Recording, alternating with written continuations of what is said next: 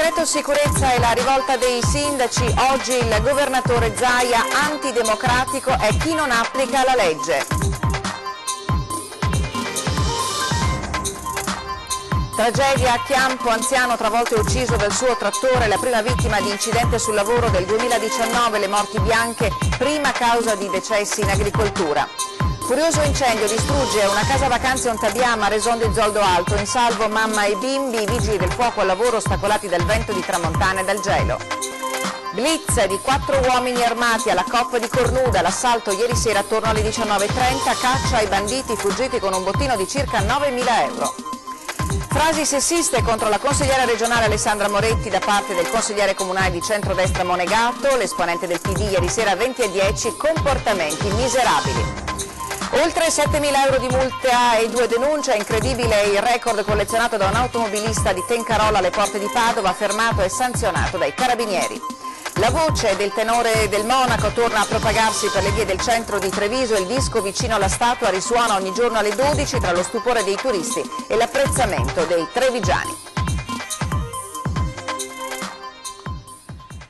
E buona giornata a tutti, prima edizione dell'informazione regionale di Antenna 3, la apriamo ancora una volta con il decreto sicurezza e con la rivolta dei sindaci in apertura di telegiornale, perché la situazione sta causando un vero e proprio polverone a livello nazionale. Poco fa ha detto la sua anche il governatore del Veneto Luca Zaia, antidemocratico è non applicare la legge. Tommaso Stoppa lo ha avvicinato ed è in collegamento in diretta telefonica da Venezia. Tommaso, ha detto così il governatore Zaia?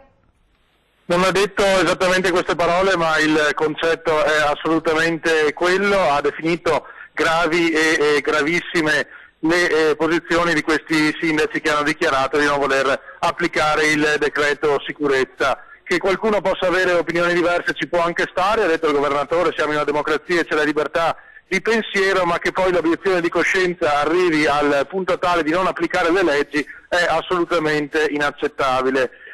Si invoca tanto il popolo, ha aggiunto, riferendosi appunto a questi sindaci, si fa tanto riferimento alla democrazia, ma poi quando il popolo sceglie qualcuno a rappresentarlo e questo qualcuno fa un decreto e lo approva seguendo le procedure di legge, poi queste persone che invocavano il popolo dicono che il popolo non conta più niente. In questo modo il governatore ha girato al mittente le accuse verso il vice premier Salvini di essere antidemocratici, e ha aggiunto anche che non è lui un esperto di diritto, ma se io non applico una legge, ha detto, mi mandano a casa. Quindi vorrei capire anche che cosa accade a questi sindaci. Le leggi si possono impugnare, ha ricordato, si possono discutere, ma non si possono assolutamente non applicare, perché la legge è la legge e basta. Queste le parole del governatore. Grazie Tommaso, buon lavoro, ci sentiamo naturalmente questa sera nell'edizione di Venezia dei nostri telegiornali. Noi continuiamo con la cronaca e purtroppo si conta la prima vittima sul lavoro di questo 2019, e un 71enne di Chiampo deceduto travolto dal suo trattore, una situazione che purtroppo nel 2018 è stata la prima causa di decessi in agricoltura. Sentiamo Lucio Zanato. Tragedia sul lavoro ieri pomeriggio in via Zonati a Chiampo.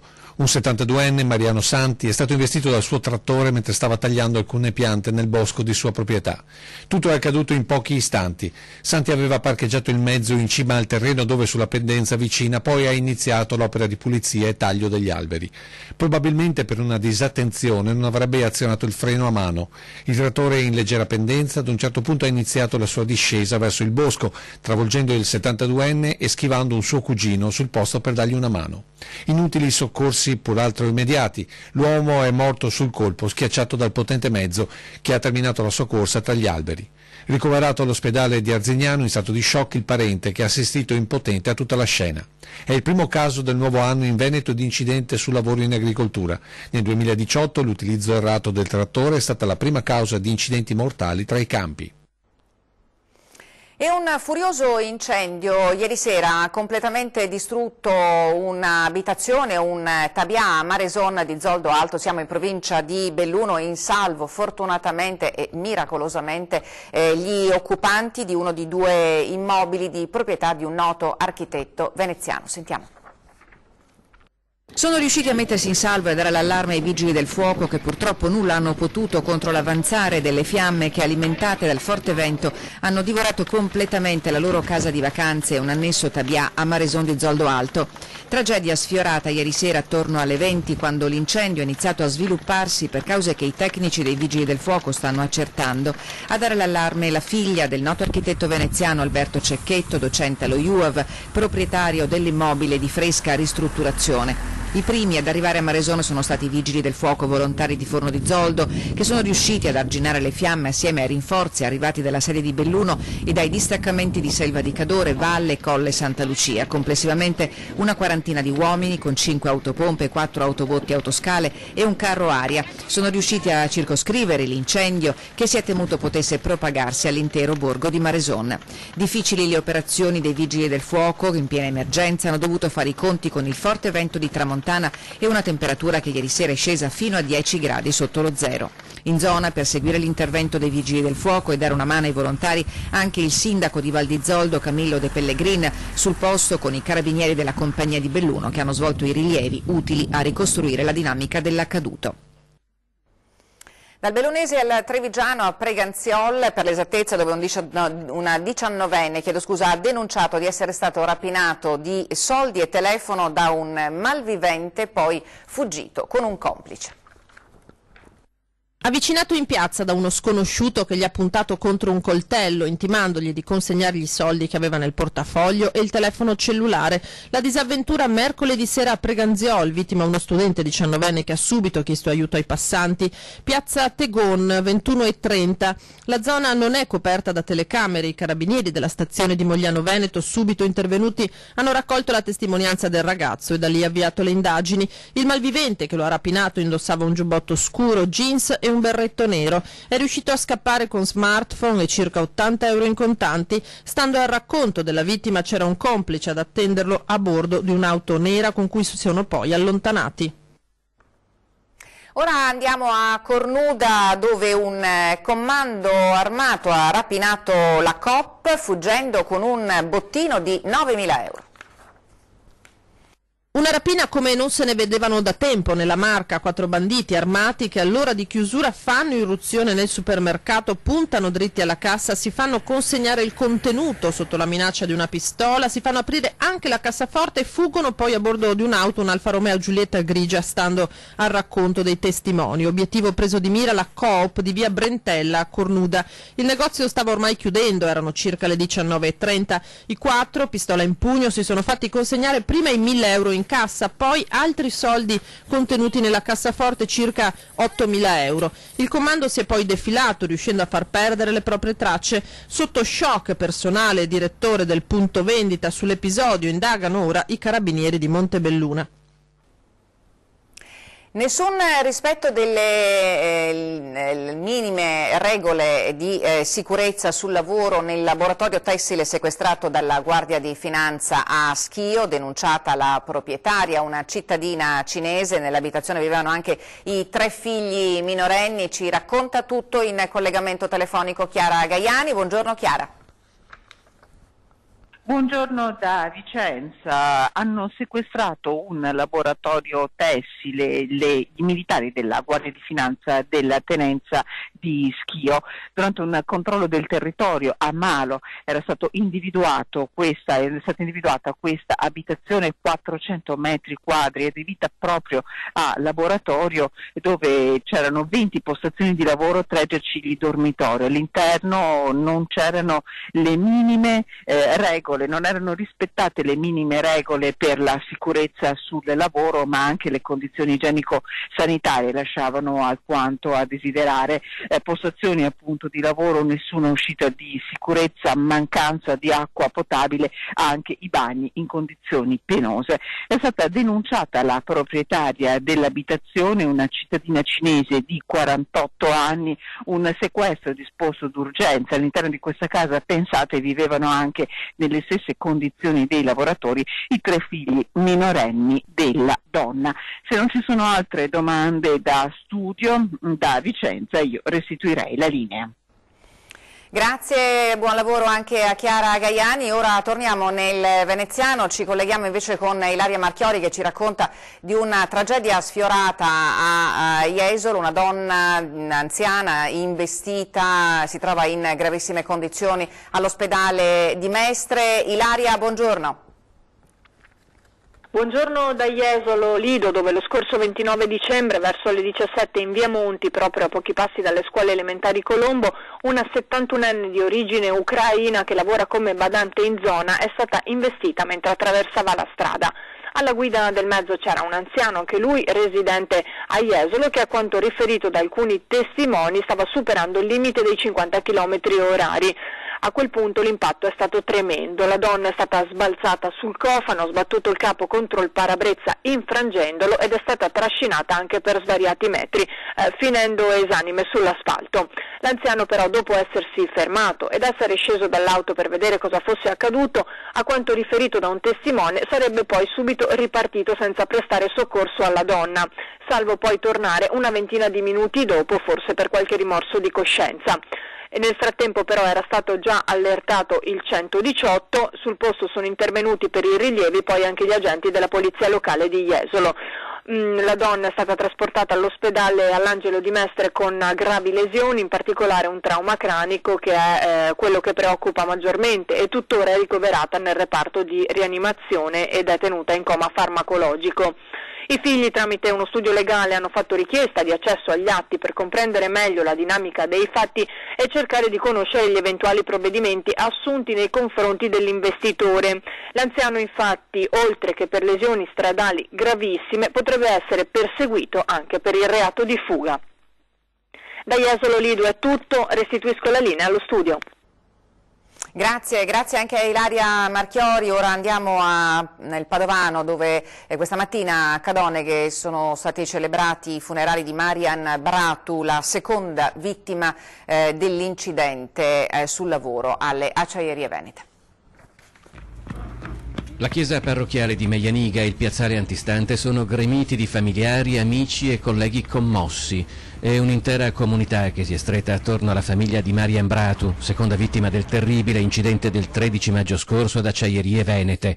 Il rovesciamento di una siviera colma d'acciaio fuso era già costato la vita al suo collega Sergio Todita, deceduto a giugno. Marian Bratu, le cui condizioni sono sempre state gravissime, è espirato dopo 7 mesi di agonia. Aveva 44 anni. Lascia la moglie Valerica e 2 bambini, un maschietto e una femminuccia. Verso la sua famiglia è iniziata da tempo una gara di solidarietà dai servizi sociali del comune di Cadoneghe. Quest'estate l'amministrazione aveva già offerto un contributo economico ai figli per il centro estivo, alle tante persone che stanno partecipando in questi giorni ad una raccolta di offerte organizzata in un negozio di abbigliamento in via Gramsci, tuttora in corso. I lavoratori di Acciaierie Venete hanno inoltre proclamato uno sciopero per poter assistere alle esequie. L'incidente allo stabilimento di Riviera Francia è stato tra gli eventi che hanno portato dolorosamente alla ribalta il problema della sicurezza sui posti di lavoro. Un allarme lanciato dai sindacati, culminato con una manifestazione regionale a Padova il 26 maggio e con l'apertura di un tavolo regionale per l'istituzione di un piano strategico sulla sicurezza e la salute dei lavoratori, presieduto dal governatore Luca Zaia. Voltiamo pagina, commenti sessisti contro Alessandra Moretti, per la prima volta a prendersela con l'ex parlamentare, è un collega politico. Lei ha svelato la vicenda ieri sera a 20:10, comportamenti miserabili, ha detto, per di più da un padre di famiglia. Sentiamo. Questo consigliere monegato di opposizione di centrodestra ha pensato bene, nell'ambito di una chat pubblica su Facebook, di insultarmi e quindi di utilizzare un linguaggio assolutamente sessista, molto offensivo, molto volgare, che non ha niente a che fare con la critica politica, entrando diciamo nei contenuti, nel merito, ma semplicemente offendendomi. E quindi io non ne sapevo nulla, l'ho saputo perché il segretario cittadino di Bassano, poi il sindaco e il vice sindaco mi hanno avvisata, si sono ovviamente tutti scagliati contro questo consigliere comunale che evidentemente non è degno di rappresentare nessuno, tantomeno i cittadini di Bassano, e a prendere le posizioni di distanza è stata anche la lista di centrodestra a cui appartiene questo monegato. Che farà lei? Io, se ci saranno gli estremi, procederò con una denuncia a querela. Non mi era mai capitato, francamente, tra tutti gli insulti che ho ricevuto in questi anni, che sono sempre da denunciare, però di subirli da un collega, cioè da una persona che comunque è nelle istituzioni, tra l'altro da tanti anni. E dispiace perché la politica è bella quando è un confronto sano, e io devo dire che anche dagli avversari politici ho sempre imparato molto, nel senso che dal confronto mi sono sempre migliorata e talvolta ho anche cambiato idea, l'ho anche ammorbidita. Però quando si scade così nella volgarità e si colpisce una donna tanto per colpirla, con cattiveria e con argomenti proprio miserabili, questo dispiace, perché vuol dire che non c'è più il senso e lo spirito giusto con cui bisogna affrontare. Ci fermiamo, c'è una breve pausa per noi, torniamo tra pochissimo.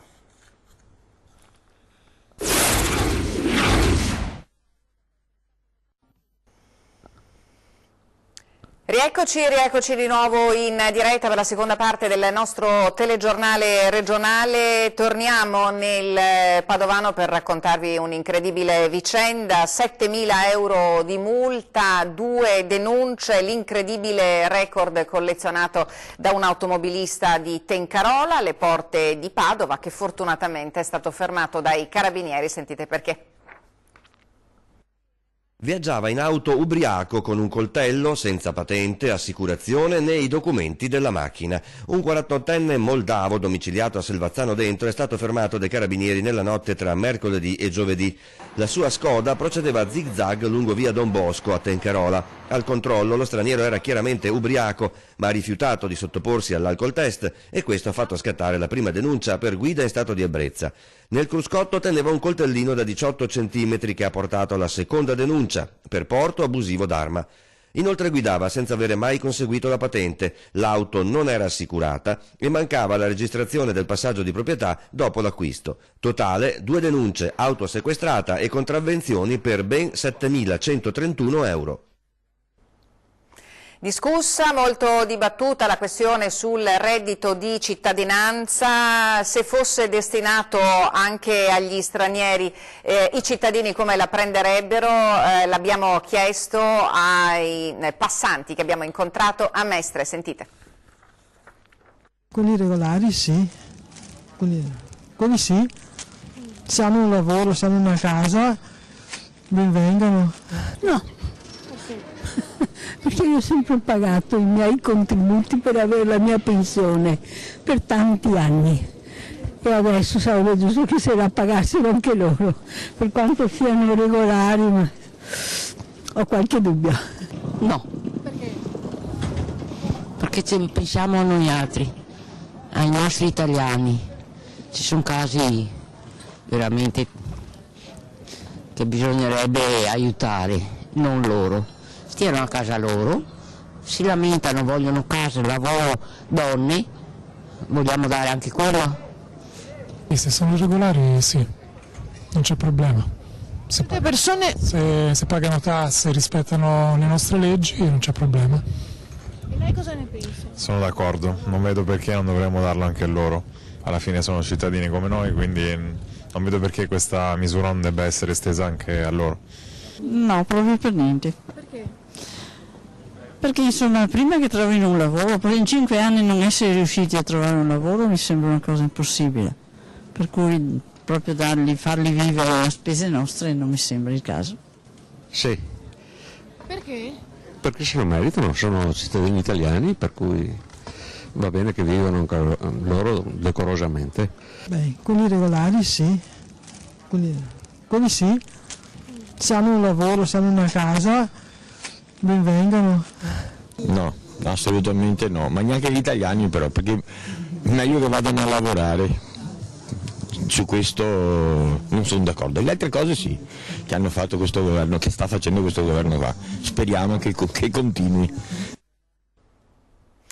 Un escursionista di 57 anni di Vittorio Veneto è scivolato sul ghiaccio ferendosi mentre percorreva il sentiero 972 che da Forcella Grava Piana porta a Barcis in provincia di Pordenone. L'infortunio è accaduto ieri a una quota di 1400 metri dove la temperatura era di 13 gradi sotto zero con folate di vento. 15 i tecnici della stazione del soccorso alpino e speleologico di Maniago impegnati nelle operazioni di soccorso. A causa della stanchezza di uno dei due avevano deciso di rientrare per il sentiero 972 ma il 57enne è scivolato rimanendo impigliato con il rampone in un pino mugo, procurandosi una probabile frattura al ginocchio, una distorsione alla caviglia che gli ha impedito di proseguire in sicurezza. La voce del tenore del Monaco torna a propagarsi per le vie del centro di Treviso. Il disco vicino alla statua risuona ogni giorno a mezzogiorno tra lo stupore dei turisti e l'apprezzamento dei trevigiani. Vediamo.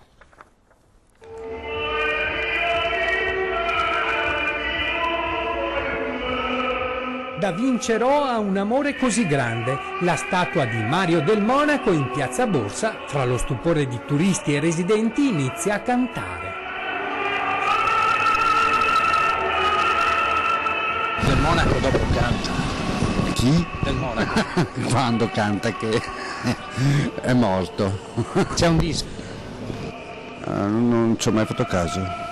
La voce di Mario del Monaco è inconfondibile e molto apprezzata. Con Caruso e Pavarotti compone la triade di tenori che più ha fatto conoscere al mondo la grandiosità della lirica italiana. Quando i turisti lo vedono, iniziano le fotoricordo. Quest'opera era finita nel mirino anche della giunta Manildo, spinta da un malumore cittadino. Si parlava di spostarla e di cambiarne il piedistallo, ma nonostante tutto è rimasta sempre al suo posto. Ma sul piedistallo forse questo si poteva far di meglio. L'idea che possa cantare? La statua del Monaco? Ma sa, del Monaco ha sempre cantato, o mi sbaglio? E comunque non bisogna mai prendersi troppo sul serio nella vita, e quindi perché no? Oggi che la statua di Mario del Monaco con il suo bel basamento tombale in occasione delle feste natalizie come d'incanto inizia a cantare, fioccano di nuovo le polemiche. Chi pensa che le cantatine Meridiana e Serale superino il limite del buon gusto, chi malgrado tutto sembra apprezzare. A mezzogiorno inizia anche a cantare. Cioè, quindi è una statua parlante, perché a Parma c'è adesso il progetto delle statue parlanti, non so se lo sa. Dunque non è un'iniziativa di cattivo gusto? No, secondo me no, anzi. A noi piace la musica, la lirica, la classica e quindi ci fa piacere ascoltarlo, sicuramente. È una bella iniziativa allora? Sicuramente sì, per noi sì. Chi è? Si chiama Mario del Monaco. Secondo lei è una bella iniziativa questa? Ottima iniziativa direi.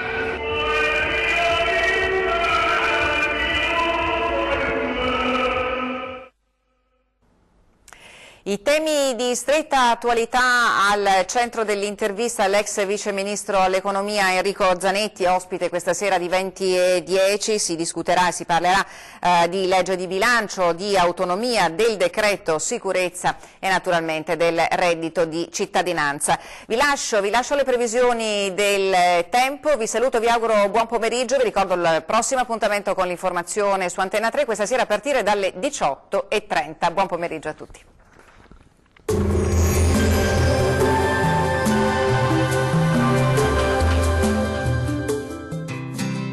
Unique Star, le uniche pagliette antibatteriche in commercio, prodotte anche per i marchi più importanti, sia nazionali che internazionali.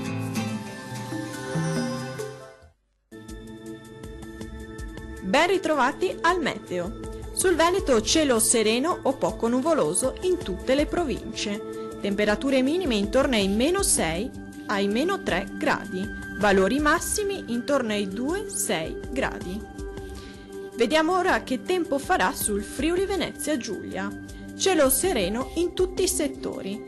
Temperature minime che si aggirano intorno ai meno 5 e meno 2 gradi circa, valori massimi intorno ai 3 e 4 gradi. Vediamo infine la situazione meteorologica nel Trentino Alto Adige. Tempo in prevalenza soleggiato su tutti i settori.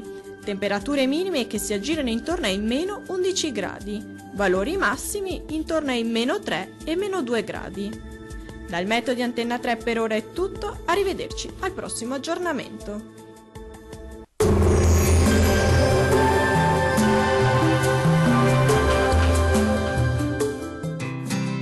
Unique Star, le uniche pagliette antibatteriche in commercio prodotte anche per i marchi più importanti, sia nazionali che internazionali.